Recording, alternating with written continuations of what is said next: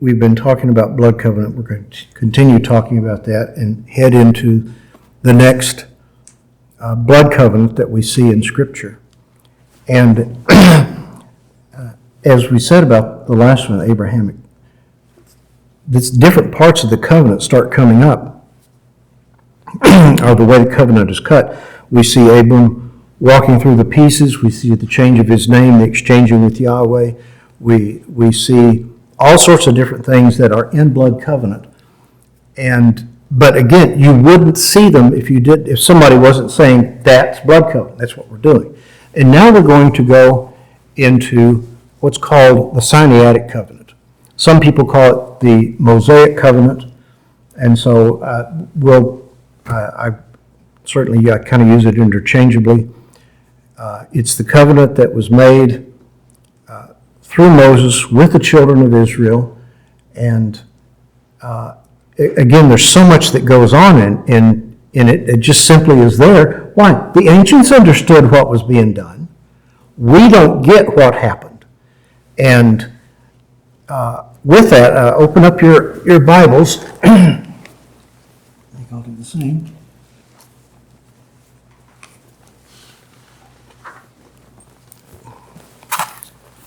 To Exodus.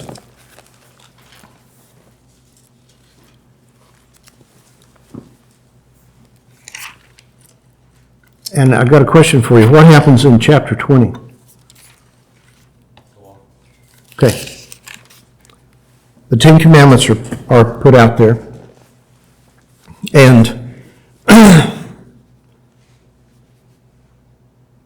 I tell you what, let's go to chapter 20 before we go into the covenant.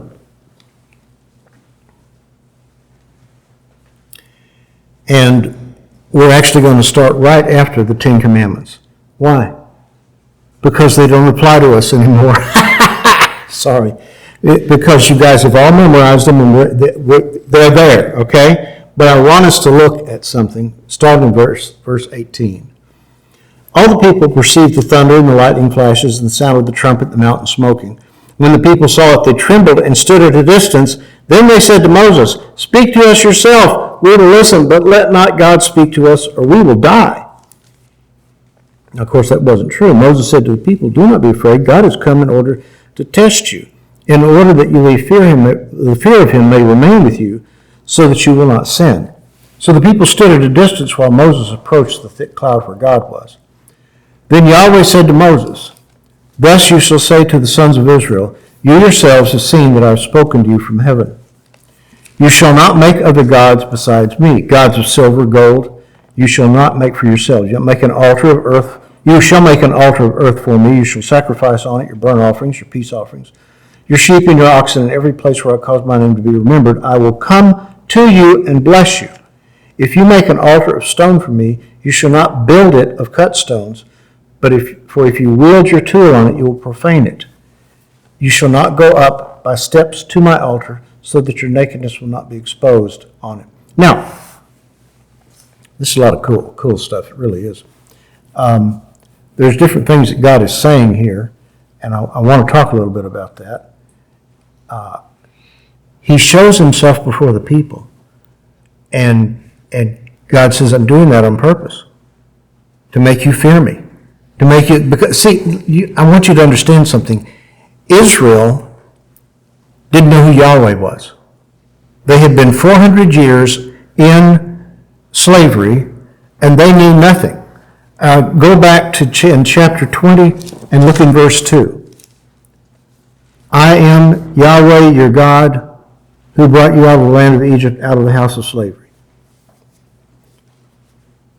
What's chapter 2 about? Verse 2. Verse 2. What? Covenant. It's easy. It's good. Justification. Yeah. Justification. Yeah, justification. Sin. God introducing. He's introducing himself. Hi. You've seen me doing my stuff. Remember Egypt? You don't. Good. Yeah, they did. The leeks and the onions. This is who I am. He's introducing himself. Okay? And then he says, and here's the law. And the people see the lightning and thunder, and the mountain is quaking, and boy, they're thinking, I don't want to get anywhere near that. And they say, you talk to us. And God is not saying he didn't want to talk to him. He's saying, you need to understand that you need to fear me. I'm God. There's something about me. And the people stood at a distance while Moses approached the thick cloud where God was. Then Yahweh, by the way, in your Bibles, most of them, if you don't know this, when the word Lord is in all caps, at least in New American Standard, it means God's name is there. Okay? In other words, in the original, it doesn't say the Lord. In the original, it says Yahweh. Now, the Jewish Bible, they will not pronounce Yahweh. And even though the word there will be there, Yahweh, they will not pronounce that. They will say Adonai, which is the word for Lord. They will say Adonai, and that's why we use the word Lord. But God didn't say, don't use my name. In fact, he specifically said, use my name. If you read the law, you'll find that he said, I want you to swear by that name. And what do you mean by that? You're in covenant with me. When you tell the truth, you better be telling the truth. Okay? Because you're in my name. And they had his name, but they were so afraid of, oh no, we're going to mess up and use it wrongly. You should not take the name of Yahweh your God in vain. It has nothing to do with profanity. It's really interesting that we've already seen the word profanity in what we read this morning, and I'll talk to you about that in a minute. But God is not concerned about you saying, he is, what we often call, profanity. And so he said, God, and then damn something, and now trust me, that's disgusting and stupid. But, which is what profanity means. Profane means it's so common, so dull. These people that use all this profanity nowadays, you want to go, do you have a vocabulary at all? Oh, vocabulary, that word's probably too large for you. Let's see. Do you know other little words? That's all they can. Hi, I'm funny because I say disgusting things. How infantile. Anyway, it's amazing to me. But using his name in vain would be saying,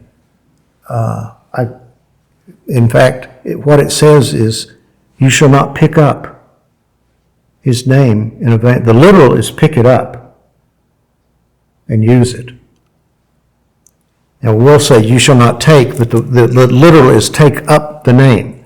You shall not take up the name in a vain way. What would that be?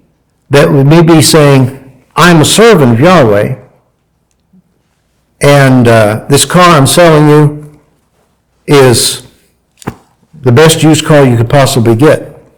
This is the one. Buy it, and we'll stand behind it. Because they don't want to be in front of it. Because the brakes don't work. But they're not going to tell you that. And you drive off, and you pack up the rest of the cars and move to a different lot, and they never can find you again. Because the car's a piece of junk.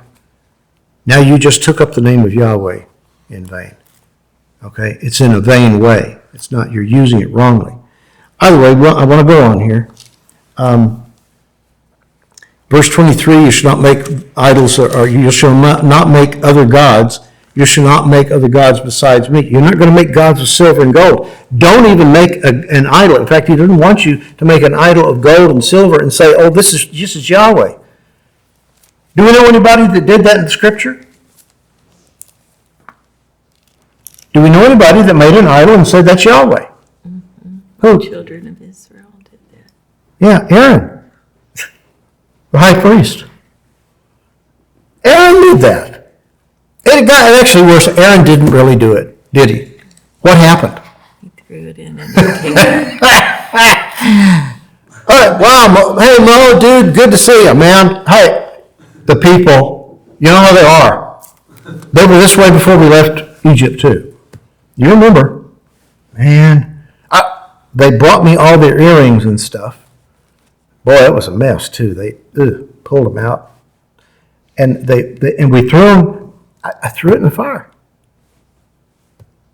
It was amazing. Don't believe in evolution? There it is right there. Threw that in the fire and out came this calf. Yeah. Okay, I lied to you when we were kids too, but come on. Oh, but come on, really. He didn't do it. Threw it in there and it came. Yeah, brother. Come on. Yahweh tells you not to even do that. Don't throw it in the fire. So anyway, and then now this is interesting. I want to talk about this for just a minute. You shall not make an altar of earth for me, or you shall make an altar. I keep saying that. An altar of earth for me, and you shall sacrifice on it burnt offerings, your peace offerings, your sheep, your oxen, and every place where I cause my name to be remembered, I will come and bless you. And if you make an altar of stone for me, you shall not build it of cut stones, for if you wield your tool on it, you will profane it. I want to tell you what's being said here. What's being said is that you do not walk by the flesh, but you walk by the Spirit of God. And you may go, where in the world do you get that? Don't make a likeness of me or other gods even out of gold or silver and say it's God. Why? That's what you did. You did that. A human built that. It's not a God. And you're not going to build one and say that it's me and it's a God. Oh, and by the way, don't go building some fancy big altar like the heathen do. In this hemisphere, and in that hemisphere too, they would have. Yeah. When they had an altar to their gods, y'all tell me what it looked like? Anybody know? It would be a what? Pyramid. A pyramid. Remember the pyramids in Egypt? How long have those things been around? It would have been a pyramid to their god. And it's interesting that in our hemisphere, down in Central America, Mexico, and even into South America, the Incas, the Mayans, these people that worshipped these demon gods had pyramids. Pyramids. And when you walked up on that pyramid, look in verse 26. You shall not go up by steps to my altar, so that your nakedness will not be exposed on it. Well, I'm telling you, I'm having a rough time this morning. Just remember, there's so many things. You see, we've thrown out the law of God.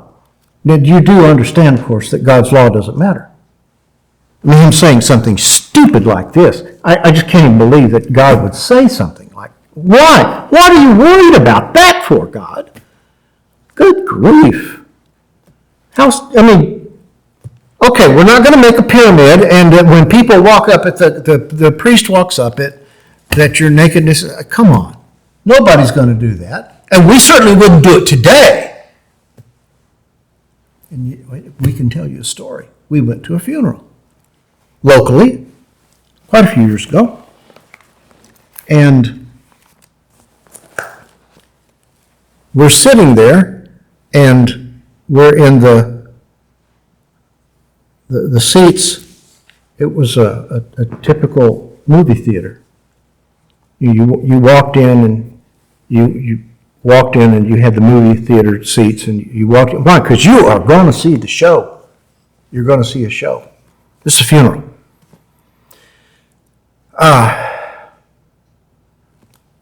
And the first thing that was amazing in this funeral, a lot of things were, but one of them, I remember that this guy came out and he said he wanted to do a couple songs to honor the dead. And he played electric guitar, and I've got to tell you, the guy was good. He played some stuff by an artist I don't know if he's still alive, but his name was Carlos Santana. Carlos Santana has got a major mess in his life. But anyway, this guy played these two rock songs. I mean, they're major rock songs. They got nothing to do with Jesus at all. Nothing. And that's what he did. He sat up there and he played the leads on these songs. Okay? And then they brought out what we call the doo-wah girls. And the worship leaders are there to get you psyched up so that you can worship while the person is being buried. And nobody was singing songs, I remember. Everybody was typical sitting there, and except these clowns up here. But the doo-wah girls came out, and they were, and I remember looking and then closing my eyes and praying for the rest of the service while they were up there. Because this one down here had the dress to here, and it gradually went up. There were 4 of them. And it was up to here. And they were on a stage above us.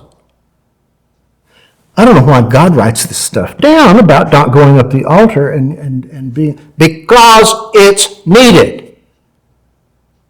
Don't get me wrong. These women were not something that I was lusting after. They were somebody that needed to clothe themselves and be in their right minds. But the picture of this is worship in the church of God at the, quote, going home celebration of one of his saints. And we instead, this person's up there, 4 of them, showing their nakedness. It was, in the church of God. Oh, we would never do it. We do it. And they would build the pyramids. And so as they're going up there to sacrifice their children and do it, what's God saying? I don't want you to be like everybody. Now, but if you build an altar and it's out of stones, if you start building it out of your flesh, he says you'll do what? What's the word profane mean? Anybody know what the word profane means? Somebody. Come on. Y'all really don't? Unbelievable. Sully it, profane, it's, Profane. yeah, common. Common. Yeah. Just means common. Makes it not- Okay? We use the word profanity. What somebody is saying is what I was saying a while ago. Wow, you don't have a vocabulary, do you? Did you make it through that 4th grade, or were you stuck there for a while? Did you just grow up? Some of the stuff that they put out, I haven't seen it in a long time, but I was going, I passed that in the 8th grade. Are you really saying that this is comedy now? This is humor? You're not just profane, you're not just common, you're also infantile. And again, this is not mankind reaching the epitome of humor and the epitome of rightness. And who's leading the charge? The doo-wah girls up there on the stage. Oh, you're so judgmental. No, I'm not. This is what was going on. It didn't say, but you're being judgmental. No, I'm not. I saw their dresses. I'm not judging them. I'm not saying why they did it. I'm saying they did it. Okay? They did it. Going back, he says, if you're going to make an altar, you do it with dirt. Not much you can do with dirt. And if you're going to do it with rocks, don't profane it. Don't make it common, because as soon as you start shaping it, it won't be me that has shaped it. Do you understand, folks? That this is it's my rock. You use my rock the way I've shaped it. You don't go shaping it your way. Why? Because we will turn it into the Sistine Chapel. What a surprise. May I add something to that? I'm just getting warmed up.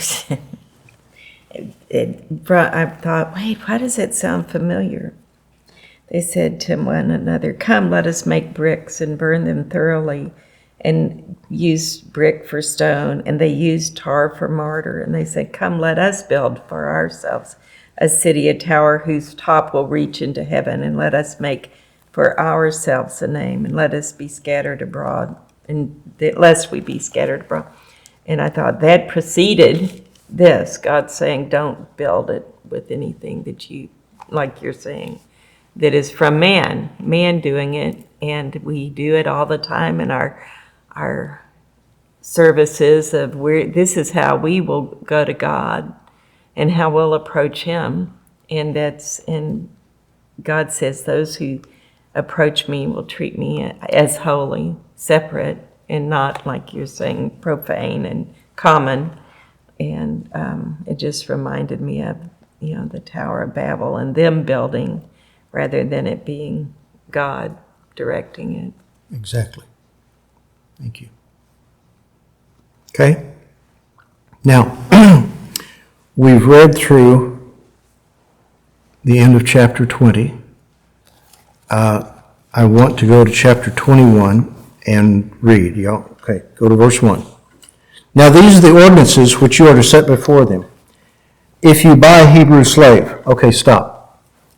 If you buy a Hebrew slave, all I want you to do is remember that it said that. That's it.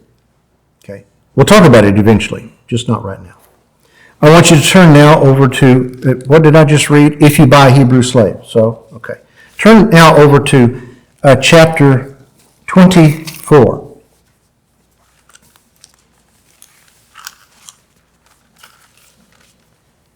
Now what has gone on from the end of chapter 20, or the middle of chapter 20, on through here has been the giving of a number of different laws and different things. And we're coming now to, in 24, the covenant is about to happen here. And so I'm going to start in verse 1 because it's important that we read these things. So, Ms. Davis, will you read for us starting in verse 1 and read through verse 8? But I promise you I'll stop you in there somewhere probably. Go ahead. And he said to Moses, "Come up to the Lord, you and Aaron, Nadab, and Abihu, and 70 of the elders of Israel, and you shall worship at a distance. Moses alone, however, shall come near to the Lord, but they shall not come near, nor shall the people come up with him." Then Moses came and recounted to the people all the words of the Lord and all the ordinances. And all the people answered with one voice and said, "All the words which the Lord has spoken, we will do." And Moses wrote down all the words of the Lord. Then he arose early in the morning and built an altar at the foot of the mountain with 12 pillars for the 12 tribes of Israel. And he sent young men of the sons of Israel, and they offered burnt offerings and sacrificed young bulls as peace offerings to the Lord. And Moses took half of the blood and put it in basins, and the other half of the blood he sprinkled on the altar. Then he took the book of the covenant and read it in the hearing of the people. And they said, "All that the Lord has spoken we will do, and we will be obedient." So Moses took the blood and sprinkled it on the people and said, "Behold, the blood of the covenant which the Lord has made with you in accordance with all these words." Okay. There's a lot right here, but we got to get started somewhere. Remember, in a covenant, it's initiated, and what we see at the Mount Sinai is that the covenant is initiated. This goes back into chapters 19 and 20. We read some of that this covenant is being initiated with the people. But where we're looking right now is I wanted you to begin to see where we see the blood. And the blood starts in verse 5. He sent young men, the sons of Israel. They offered burnt offerings and sacrificed young bulls as peace offerings. A peace offering for the peace between the two parties. Peace offerings to Yahweh. And again, this is the beginning of the covenant being cut here. And if we look on in verse 6, Moses took half of the blood and put it in basins, and the other half of the blood he sprinkled on the altar. Now, we know that eventually when the Holy of Holies has been built in the tabernacle, and we see in it, in the most holy place, the Holy of Holies, inside that area that priests went into once a year, what did he do when he went in there? There was what was gall blivak. What was in the, you go inside the door there, and what was inside the Holy of Holies? Table of the showbread, the lamp, and the altar of incense. Yeah, Ark of the Covenant. Okay. Well, no, it was. I'm talking about the Holy of Holies. Yeah, yeah. When you went into the door, G-A-L-D, gald. The D is the door. Blivak is the bread. L is the lamp. I is the incense. But then you went through the veil. Blivak with a V. You walk through the veil, and inside there is the AC, the AC, the Ark of the Covenant. The Ark of the Covenant is there, and once a year the high priest went and put blood in there. Now, at the other times, at the altar on the outside, there was blood that was being spilled all the time from the children of Israel. And so, what Moses is doing here in verse 6, half of it, he put it in basins, and the other half he sprinkled on the altar. What's the picture? The blood from the animals is in a basin. Half of it goes on the altar. It goes on the altar that, and remember, verse 4. He built an altar at the foot of the mountain with 12 pillars for the 12. He just took 12 rocks, okay? So you'll understand. Did he do anything to them? No. He took the 12 rocks and he just put them there. And then he sprinkled the blood on the altar. It has 12 rocks representing the children of the tribes. And so the blood is going, half of it is going on all of the tribes. So you'll understand. This is where it's going. But that altar is to who? They don't talk.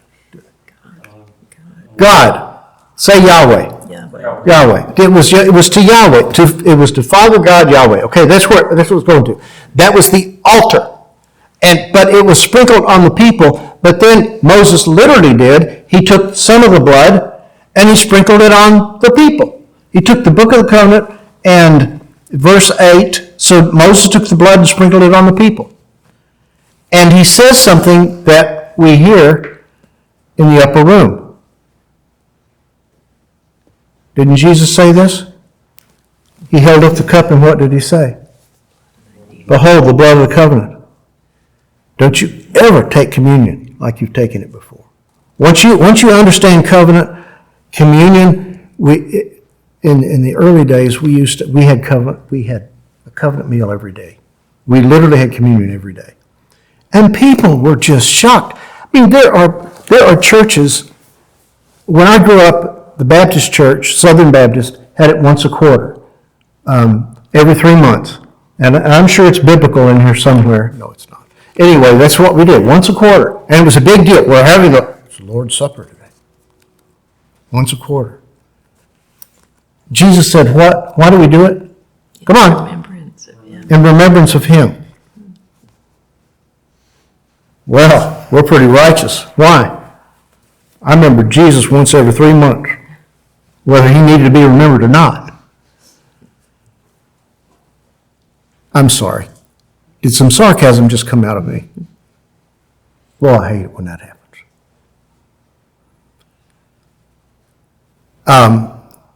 When you ask, we had one guy that was here, and his church had not done communion for 2 years.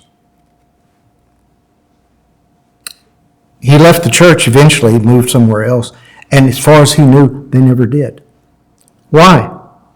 And this is the reason, by the way, why they tell you they only do it once every 3 months. Are you ready? It will become too common. It will become, people won't get it and no one will care.